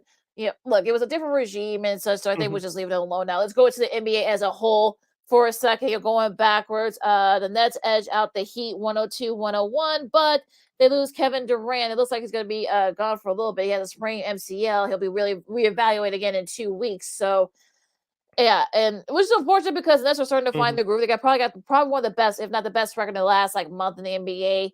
But and when Durant went down, but yeah, look, Kyrie picked up the slack with 29 points and such. So it'll be interesting to see. We'll get to their schedule in a second because it gets a little tougher, but it'll be interesting to see how they do, especially now that KD's going to be gone for a little bit. But hopefully they can kind of get it going, and Kyrie can actually be Kyrie on the court instead of off it. But I'm looking. I'm also looking forward to Ben Simmons picking up the slack as well. Definitely need to pick up the slack there. And the Suns, once again, I mean, when is Devin Booker coming back? I think a lot of Suns fans are going to be asking that. They lose to the Cavs 112-98 yesterday, Sunday. I should say that. All 5 stars were in double figures. Darius Garland and Donovan Mitchell led the way with 22 points apiece. So, yeah, as far as the Suns are concerned, I mean, yeah, they definitely need Devin Booker back because they're 1 in 6 since he's been gone. So yeah, they need him back, and they need him back desperately. We have a question from our guy Lamont via the Facebook. He says, "Do you guys think that the Bulls can make any moves that will help them move up in the standings?" I saw that headline in an article today by Darnell Mayberry from The Athletic, who covers the Bulls for The Athletic. He was saying that he doesn't expect the Bulls to make any major moves at the trade deadline. If they make any moves, it'll probably a small move here and there, but they're up against it. You think people think they should blow this team up and start over? It's not going to happen until the end of the season if they decide to do that, but it's not going to happen now, especially with them winning 8 out of their last 11. It's definitely not happening now. Yeah, they're right there. They're right there in the play-in spot. So, and I think they can move up too, because a lot of the Eastern conference teams are starting to kind of, some are going back up, but some are actually falling back to earth a little bit. So I think they're not going to run it back. For people who are hoping they would blow it up, okay, what else do they do then? What do they do then? They don't have a top 10 pick, right now. So come on, stop. But anyway, as we were saying, Toronto beat Portland. No, because I don't want to hear about people wanting to blow it up. I'm sick of that at this point. Same here. OKC upset Dallas 121-109. Christian Wood led the way for the Mavs with 27 points. I know Luka didn't play. This is a rest day for him, but again, this is probably how it's gonna look when Luka isn't there. So I think Yeah. Mavs fans are gonna have to, get used to that, especially if they, if he does this again a lot, especially as you get closer early to the end of the season. But yeah, you can tell Luka was missed yesterday, I guess, with that in that game. Another team that the Dallas Mavericks is chasing in the Western Conference, another team that set their star John Moran with a thigh injury. The Grizzlies hold off the Utah Jazz 123-118. I know the Grizzlies will get to the rest of the schedule for this coming week in just a moment, but I believe they have another game tonight. We'll see if John Moran plays or not. But we talked about it last year, Lakeena. If for a short stretch, Memphis is a better team without Morant, especially defensively, but if it's for a longer stretch, they're a completely different team. We know John Morant; he's this era's Derrick Rose. He can create plays, he can get up down the floor, and he can definitely score with the best of them in the NBA from a point guard position. So, John Morant needs to get healthy, especially once you come back from the All-Star break, because the conferences, the Western Conference is only going to get tougher from here on out. So, and they need that guy healthy as close to a 100% as possible. Well, the weird thing is that they actually have played well without Morant last year. I think they went like 18-4 or something like that when he was out. Yeah. But I think long term, if you're trying to actually make the Western Conference Finals, you're definitely going to need him. So it'll be interesting to see what happens. And go into the Clippers didn't have a good weekend. They lost to both Minnesota and Atlanta. They lost to Atlanta last night, and also Minnesota. Just when you thought that maybe the Clippers were starting to kind of figure things out, they lose their last two games. So yeah, it's going to be very interesting to see if the Clippers kind of keep it up there. How much is that loss to Denver last Thursday is still hanging over their heads? Because I think that has a lot to do with it as well. Yeah, that might play a little bit of a part, but I feel like they need to kind of look. They're going to be facing Denver again. I think in about a week or two. So I think they'll get their revenge. They just need to kind of take care of business, get what's in front of them instead of trying to worry about a loss from last week. Now going to back to going to Saturday's matchup. I mean, the Lakers got their revenge. It literally took it literally took like a last second shot, not a last second shot, but a go ahead shot by LeBron. He led the way with 37 points. It was a high scoring affair, 136 and 134. The Lakers edge out the Kings. They have the same record as the Bulls right now as we're recording this at 19 and 21. So, and they're not even in the play-in either. So that's how deep the Western Conference is. Yeah. I mean, could they figure it out? Could they get back to 500? Can they make a move to kind of try to kind of get it going? They've been able to kind of keep it sort of like on the rails with AD being out. So I don't know. Yeah. Here's the thing. We talked about this before. LeBron James is doing some amazing things at his age 38 now in his 20th NBA season. Mm-hmm. I think he's less than 400 points or 500 points away from catching Kareem Abdul-Jabbar's yeah, right about that. Yeah, mark for career points in the National Basketball Association. But I know he's been begging, trying to force the hand of GM Rob Pelinka to make a move. I don't know if the Lakers is going to be as easy to make a move. Part of it is LeBron's fault because he brought some of his friends in there. It hasn't all worked out. And so will the Lakers make a move right before the trade deadline? I doubt it. Yeah, they also got a nice win too. I saw a little bit of that game too against Atlanta, 131-14. And Victor Oladipo, he's back. Of course, Miami lost yesterday, but they did win in his return against the Suns, 104 96. Oladipo led the way for the Heat with 26 points off the bench. So, a nice showing by him. I mean, it's definitely, like I said, I don't know if Miami, they're 21-19, so they've been 21-20, I should say, now with their loss last night. Now, could they kind of get back and try to make a move, especially with Oladipo being back? We'll have to wait and see. But yeah, I think the Heat's definitely going to be like one of those teams where to look out for, especially since now everybody's healthy. Yeah, a couple of the games I know from over the weekend. This is from last Friday's schedule. The Hornets with a rare victory over the Milwaukee Bucks, 138-109. But your Indiana Pacers, Lakeena, you should adopt them as your team this year. They keep on rolling. They beat the Trailblazers last Friday, 108-99. Rick Carlisle should be up there for Coach of the Year. Yeah, he's definitely done, found something there with this team. Yeah, Benedict Mathurin, who, if not for Apollo Pachero, what he's done, you can definitely say he's going to be up there with him for Rookie of the Year. Now, it'll be interesting to see if the Pacers can keep it up. I mean, I don't want to say they remind me of last year's Cleveland team. I think they don't have that that big guy up front yet, but I feel like they can kind of keep it going for a little bit. But again, I want to see how they do this after the All-Star break. I would say talk to me at the All-Star break. If they're right there, like in the 4 or 5 range in the East. If they can keep it up, I mean, I'll take them seriously. I mean, I like I like their team. They have a great they can shoot from the outside and such, but their interior defense, like the Bulls, their interior defense is what concerns me. So that's going to be the thing to look out for in the end. As far as the Charlotte Milwaukee game, I think did Giannis play? I don't think Giannis didn't even play. I don't think, did he or no? Yeah, he didn't play. So that's I don't want to say it's sort of like kind of like when the Bulls beat the Sixers rather than beat the Hornets. The Hornets beat the Bucks without Giannis. So I think you take the win if you're a Hornets. You can take whatever way you can get if you're the Hornets, but I think Milwaukee fans are not too miffed about it since of course Giannis didn't play. It was a rest day for him. Yeah. Any other games that you want to review from the weekend before we get started with this week's schedule? I think we pretty much covered everything. I know Golden State got a nice win on the at home.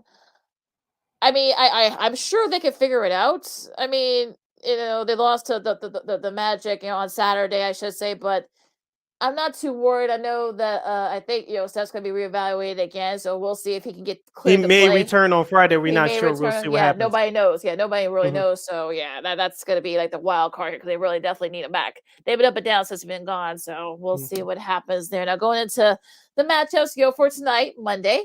Of course, we talk about the Bulls and Boston. I don't know if it's gonna be blacked out on NBA TV. So yeah. Here in Chicago, will because locally it'll be seen on NBC Sports Chicago. Yeah, so unfortunately, we're not. That's good for all of you outside Chicago and Boston. It'll be on NBA TV, so you guys can check that out there. New Orleans and Washington, Milwaukee and New York. That should be a fun one. We'll see if Giannis plays. Memphis do have a game tonight. They host San Antonio at 7. At 8:00, you got Denver and the Lakers. The Denver. Those who have had some tough matchups this year, and Orlando and Sacramento. As Orlando continues their West Coast trip. Yeah, this is the latest since 2004 that the Sacramento Kings have been over 500 in this late into the season. It's been a long time.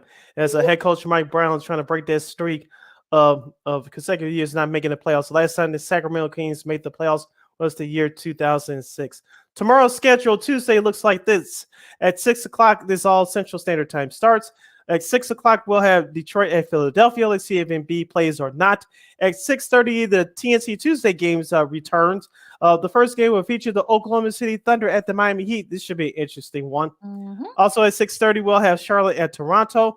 At 8 o'clock, we'll have Cleveland at Utah as Cleveland continues their West Coast road trip. At 9 o'clock, as part of that TNT Tuesday night doubleheader, we'll have the Suns at the Steph Curry list Golden State Warriors. 2 struggling teams right there. So we'll see what happens in that matchup. Also at 9 o'clock, we'll have Orlando at Portland. And then at 9:30, we'll have Dallas at LA to take on the Clippers. Remember, they have a Brooklyn list for your Suns. You should mention that. So that's gonna be. I know TNT kind of wishes that they would have been able to flex out of that, especially since your 2 top stars from both teams are out. Now going into Wednesday's matchup. You got Minnesota and Detroit at 6 o'clock Central Time. Of course, you got the Bulls and the Wizards. Bulls are trying to get their revenge because the last time, they lost on a bad call, but that's a different. Yeah, that was in DC early in the season. Yep. Yeah, that's gonna be that's a bad one there. But the first game, this should be a good one here. The first game of the ESPN Wednesday doubleheader. You got Milwaukee and Atlanta at 6:30. You got the Hornets and the Pelicans. The Pelicans, I should say, at Boston. That should be a fun one at 6:30. We'll see if John Morant will be able to play. Well, no, not Morant, but we'll see. Zion's going to be out too. I know they've kind of been struggling a little bit, without him. Talk about the Pelicans, so it should be interesting how that goes there. The Pacers and the Knicks, they both have had their matchups over the year, especially this season. That should be a fun one. The Spurs and Memphis, we'll see if John Morant plays in that game at 7 o'clock on Wednesday. And they get the Suns and Denver. They're going to be off a back-to-back, so they've had Phoenix will be yeah. So Phoenix is that's gonna be interesting too. Especially with Book being out, so kind of at a crossroads there right now.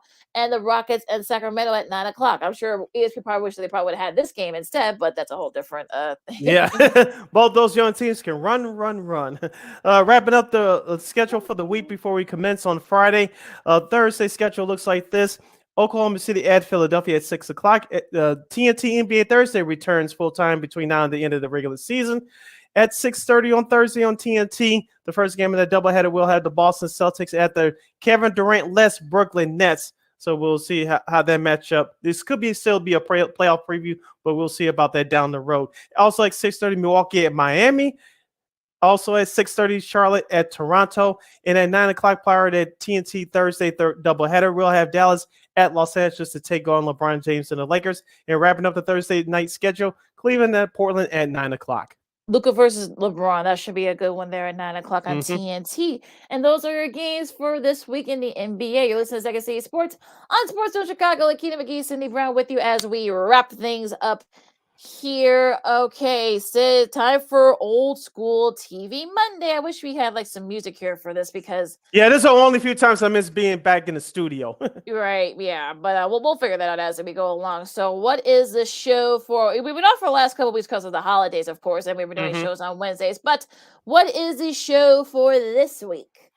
This will come in perfect timing. We'll discuss as we go along. Let's salute the old school TV sitcom from NBC, Night Court. Perfect timing. Yep. Yes, Night Court. You know what I mean. We'll tell you about for those of you that have been out of the loop in just a moment.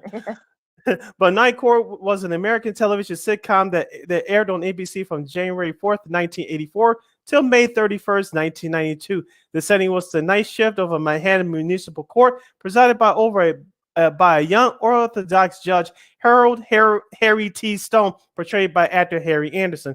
The series was created by comedy writer Reinhold Reich, who previously worked on Barney Miller in the 70s into the early 80s. The main cast included Harry Anderson, as I just mentioned, the public defenders Gail Strickland, Paul Kelly, Ellen Foley, Marky Post, who made her name for herself after this show. And the prosecutor was John Larroquette, who went on to bigger, better things after this show. And the bailiffs were Richard Moll, who became a cult figure in his own right after this during this TV series. Selma Diamond, Florence Halep, and Marsha Rofer, who's from Chicago. My late mother, her family friend, knew her sister Cassandra. So Marsha Rofer really paid her dues. And then the court clerks were Karen Alston and Charles Robinson, who went on to do some great acting after this series as well. Lakeena, also the theme music was a jazz influence, bass heavy theme tune composed by Jack Elliott, featuring Ernie Watts on saxophone. The video footage was prominent of New York City landmarks such as the Brooklyn Bridge and the New York County Courthouse. And we'll have some other stats in nuggets in just a moment. What was your thoughts about this show? Although I'm not going to say ahead of its time, but it was funny how they told the cases and stories from a comedic perspective. But I thought they really got that point across without having your finger waving in your face. Right. Yeah. I mean, this show was like definitely well ahead of its time and very underrated. It was the anniversary of the show actually just passed about a couple of days ago. It came, I think it premiered I think like January 4th. January 4th. Yep, 1984. And aired on NBC, obviously. And it's definitely like, I know people thought that really you're gonna do a court show, and it's sort of, it was one of those shows that was well ahead of its time. It's very underrated, I feel like, because I feel like it never got its due. I mean, I think John Larroquette won like 5 Emmys for supporting actor in a comedy, and so and one thing that even he said now that if it's show, we'll talk about the new new version of it in a second. But they just started airing promos for it on Sunday Night Football last night between the Lions and the Packers. But it was a little bit not raunchy per se, but it wasn't a family sitcom. Oh my, I'll say no, that, it wasn't. But like you say, it you wasn't like Married with Children either. But it was like the lighter version of Married with Children. But like I said, they didn't have all that dirty language, obviously, because it was broadcast TV. But it was definitely in your face, and each character had his own personalities as well. Yeah, they had their own quirks and very eccentric. Of course, Judge Stowe was very eccentric and very young. You had Dan Fielding, who I think John Larroquette even says now his character would have been canceled if it would have been on now, which is ironic. I wouldn't doubt that for a moment either. Right? He said that too. He said that with a smile on his face. But he got 5 Emmys, so he can talk about that. Marky Post, of course, she kind of came on. She's actually there the opening episode of the second season, but she was still doing Fall Guy at the time, so. She had to wait. They had to wait for that. But once that show was canceled, talk about the Fall Guy, she was able to come in full time. Charles Robinson joined the show in the second season as well. Selma Diamond, who sadly passed away due to lung cancer. I think she possibly won or was nominated for an Emmy for supporting actress the year. Forrest Help, same thing. She lost her life due to lung cancer as well. And I remember Marsha Warfield said in an interview, people asked her, like, well, are you kind of afraid because the two, actresses, previous actresses had lung cancer. So she said she didn't smoke. So, she really wasn't too worried about that. But she of course, she went on to do bigger, better things. She was a great, she had a new, like, fresh perspective, new, like, personality to the show and such. Richard Mole, who I love, who's still playing, around with that. I think he still does voiceovers too. So, he's still doing he is his the first thing. tall white guy I saw with a bald head, and he was embraced. He was embraced in a positive light because not to take the conversation too far off topic, but as you see what in particular white men with bald heads, you think about the KKK, and you didn't think about that when you saw him.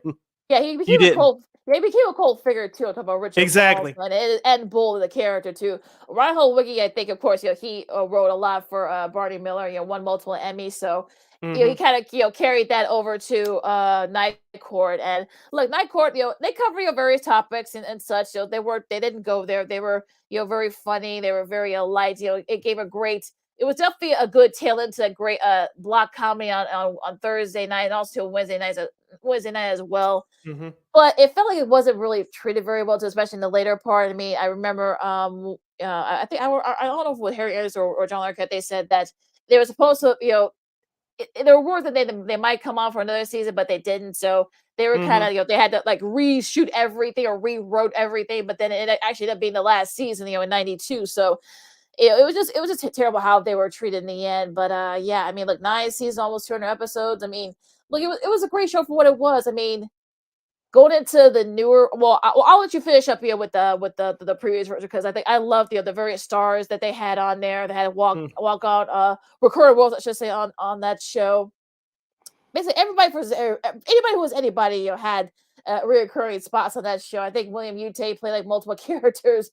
Who's Mel Tomei, of course, I know Harry was obsessed with him, so that was pretty funny, especially at the time. So it was definitely a who's who with a lot of the folks at the time in the '80s and the '90s. Yeah, just a couple other stats and notes before we get to the new series. The TV show Night Court actually has a connection to the hip hop world. Night Court's theme was sampled to the remix of Cameron's 1998 single "Horse and Carriage." Yes. It was produced by Daryl Digga Branch, featuring Big Pun, Charlie Baltimore, remember her? Yes, Wyclef Jean, and Silta Shaka from Master P's crew from back in the day. And for the entire show, it was nominated for 31 Emmys, winning 7. It also received many awards and nominations in the areas of lighting, editing, sound mixing, and technical direction. Yeah, actually, I think one for technical directing too, because it was actually really, the sound mixing was actually really cool at the time. So, I mean, like I said, Night Court was like well ahead of its time and such. It kind of gave like a cool like perspective of late night, courts in the big city. So yes. That was actually pretty funny. Now, going into the new series, of course, if you guys haven't heard, you didn't watch the previews from us, last night's Sunday Night Football matchup between the Lions and the Packers. There's a newer version of Night Court that's going to be coming out in like next week, I think. Melissa Rauch, who Fake Fake Theory, love her. She'll be playing. She's actually the creator and the producer, the co-creators and the producers of this new version. She'll be playing Harry Stone's daughter, and Coach John Larroquette will be back. Reprise his role of Dan Fielding. They're gonna have a couple other great supporting characters as well. For me, it's gonna be I'll check it out, but it's gonna be very hard. Of course, Harry Stone, passed away, but I think it was like 2017 or 2018. I know Charles Robinson and Marky Post, they both passed away I think with 6 months with each other last year. It's gonna I'm sure they're gonna do so. I'm sure they'll do something in the first couple of episodes. I'm sure they'll do something maybe in the to honor their memory. They have the to. Three of them. They have to. I hope they bring on Richard Mall and Marsha Warfield at some point to kind of do like a remembrance to them because it's only fair that they do that.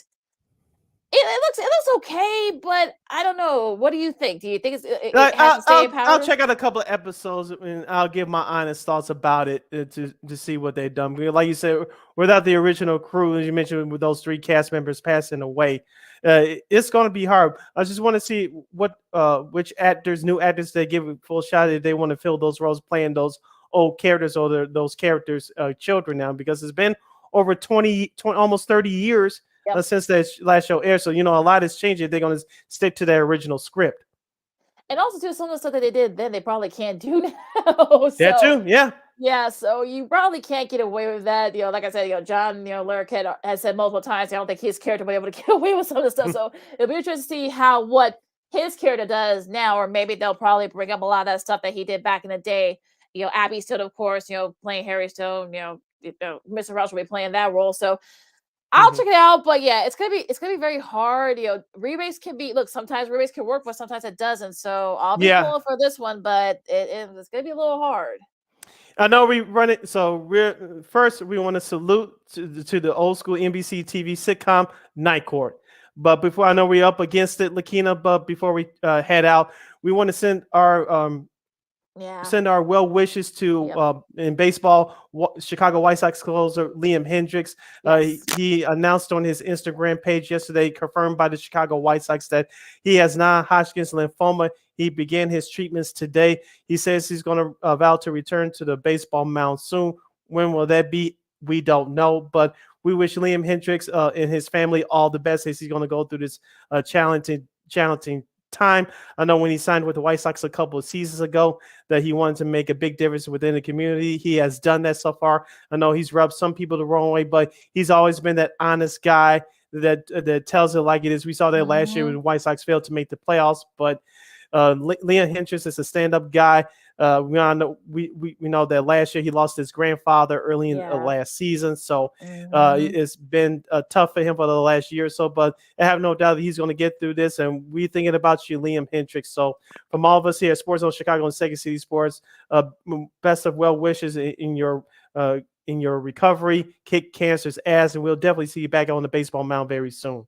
Yeah, and I have my bets on Mr. Hendriks. If anybody can kick, look, cancer sucks, and it's unfortunate. But if anybody could kick its butts, it's definitely Liam Hendriks. I will not bet against him. So we'll vote for you, Liam. And I know you got. I said on Twitter last night, you got this. So kick cancer's part of me. Know, and we know that you will. Now, some good news here. I want to end on a kind of a lighter note. Damar Hamlin has been released from the hospital. I just saw some of the various websites. He's been discharged from the hospital. He's on his way back to Buffalo. I'm sure they're still going to monitor him as such. I'm sure they'll see, what the next step's going to be for him, especially with rehabilitation and wise. But just amazing that you went from last week, what happened, and then now to him now being discharged. It's just nothing short of amazing. So of course, continue to prayers to him, and hopefully can forget the other football stuff. That'll be taken care of in due time. But a full recovery, I think is more important right now. The football stuff can be, like I said, we can be taking care of that later.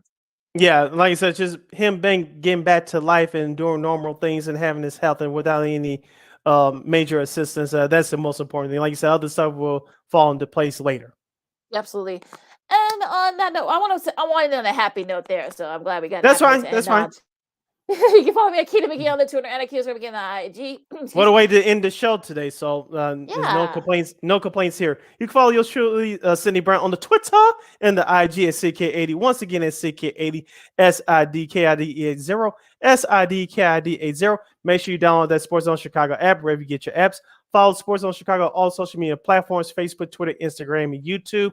Make sure you subscribe to our podcast at War on Anchor. We are available on all podcast platforms, including the iHeartRadio app. And make sure you give War Media a follow at WARR Media on Facebook, Twitter, Instagram, and YouTube. And thank you very much in advance for your support. I was almost hit my head for a second there. Almost hit my head for a second there.